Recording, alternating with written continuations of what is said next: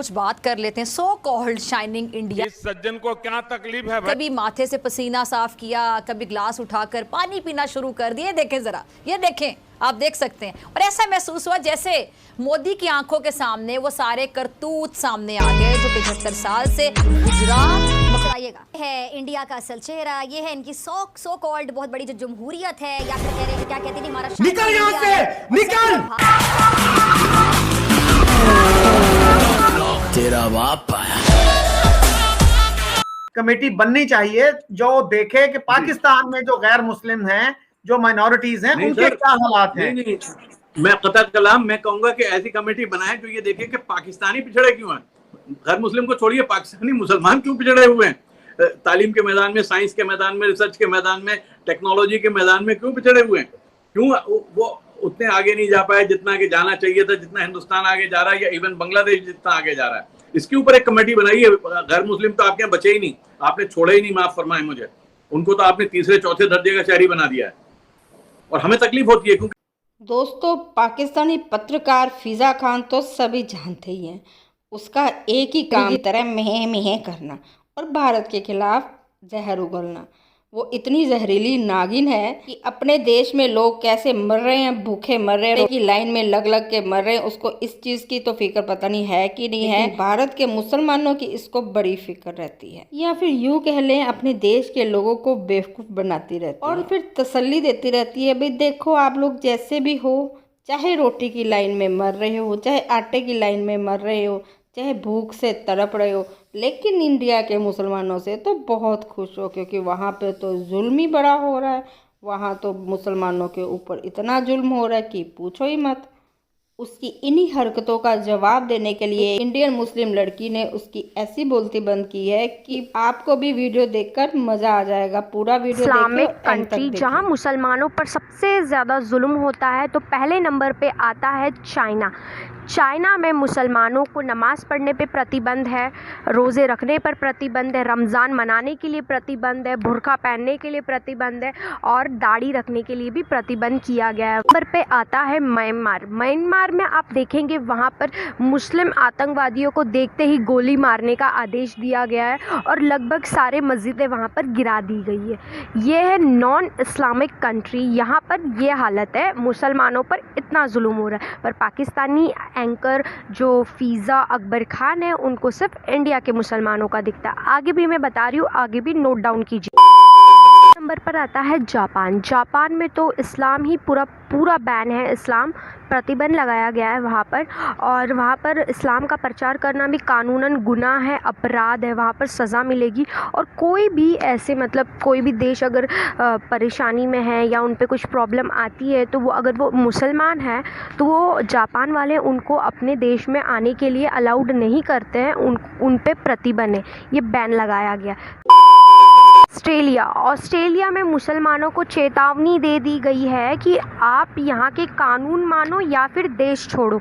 उन पर ये कानून लागू कर दिया गया है कि आपको यहाँ के रूल्स एंड रेगुलेशन सभी को मानना होगा, बेफालतू में कुछ भी करना नहीं है, अपने मनमानी से यहाँ के रूल्स रेगुलेशन जो भी है उसको मानो या फिर देश छोड़ दो। ये है ऑस्ट्रेलिया का कानून। 5वें नंबर पे देखिए क्या है।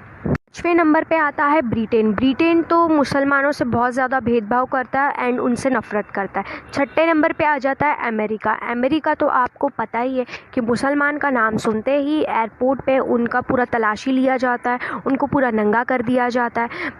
ख़ास करके ग्रीन पासपोर्ट देख के तो और भी उन्हें नंगा कर दिया जाता है।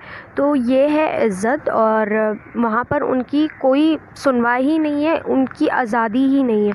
तो आप देख सकते हो। तो फिजा अकबर खान, आप कहाँ हो, आपकी तो कोई चलेगी ही नहीं क्योंकि आपके पास भी ग्रीन पासपोर्ट है, राइट। तो आपकी भी इज़्ज़त उतर जाएगी वहाँ जाओगे तो।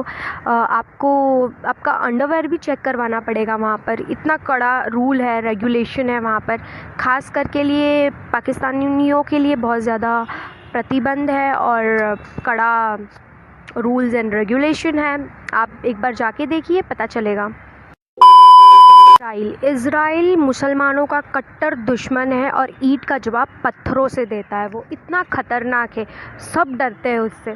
और फिर लास्ट नंबर पे आता है श्रीलंका। श्रीलंका का तो आपको पता ही है, वहाँ पर बुर्का बैन किया गया है, मस्जिदों में भी चेकिंग करके भेजा जाता है, हर एक जगह उनको चेकिंग किया जाता है, तब जाकर उनका कुछ काम आगे बढ़ता है। मतलब मुस्लिम्स लोगों का कंडीशन इतना आज़ादी छीन लिया गया है। बताना चाहूँगी, अगर हिंदुस्तान के मुसलमान परेशान हैं तो सलमान खान, शाहरुख खान, आमिर खान और हमारे जो सैफ अली खान हैं वो बॉलीवुड के किंग ना होते। अगर हिंदुस्तान में मुसलमान परेशान हैं तो जो हमारे इंडियन क्रिकेट टीम है उनमें ज़हीर खान, इरफान पठान, यूसुफ पठान और मोहम्मद शमी खेल रहे नहीं होते, उनको सर आँखों पर नहीं बिठाया जाता। अगर मुसलमान हिंदुस्तान में परेशान है, उनको इक्वालिटी नहीं दी जा रही है, तो हमारा जो हिंदुस्तान में राफेल आया है, जो हाल ही में आया है अगस्त इसी मंथ में, तो वो हिलाल अहमद जी को नहीं दिया जाता, उनको ये मौका नहीं दिया जाता कि वो राफेल को उड़ा सके।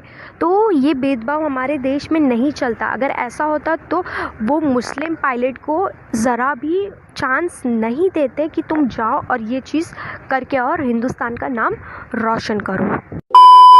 हिंदुस्तान में मुसलमानों पर भेदभाव किया जा रहा, जुल्म किया जा रहा है, उनको इक्वालिटी नहीं दी जा रही, तो हिंदुस्तान में 30,000 से भी ज़्यादा मदरसे नहीं होते। अगर हिंदुस्तान में भेदभाव किया जा रहा है, जुल्म किया जा रहा है, इक्वालिटी नहीं दी जा रही है, तो हिंदुस्तान में 3 लाख से भी ज़्यादा मस्जिदें अवेलेबल नहीं होती।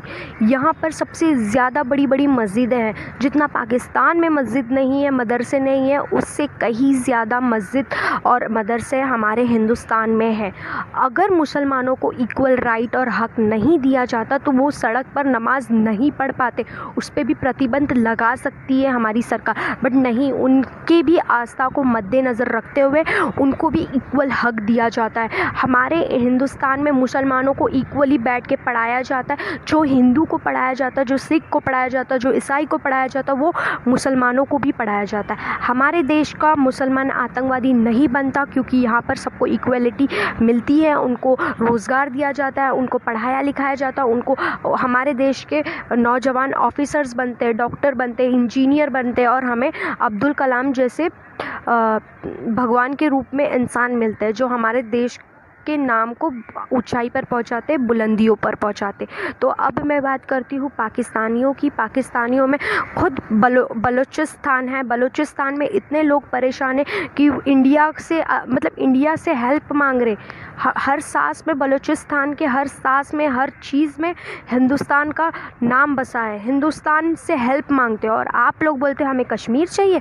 आप लोग बोलते हो कि हिंदुस्तान में मुसलमान परेशान है। अरे काय का परेशान है? हर जगह इक्वालिटी का हक दिया गया है। मैं खुद हूँ, मेरे देश में बुर्का बैन नहीं है। बुर्का पहनो, कुछ भी करो, इतना हक है कि हम प्रोटेस्ट भी कर सकते हैं, सरकार के अगेंस्ट भी प्रोटेस्ट कर सकते हैं। हमारे पास इतना फ्रीडम है, इतना फ्रीडम ऑफ स्पीच का हम ये संविधान है, ये सब चीज़ों का इस्तेमाल कर सकते हैं। फ़िज़ा अकबर खान, आपके देश में हिंदुओं की कोई मान्यता है? हिंदुओं की कोई सुनता है? नहीं। हमारे देश में हर एक लोगों का सुना जाता है, क्योंकि यहाँ पर सेक्युलरिज़म है, सब सेक्युलर के साथ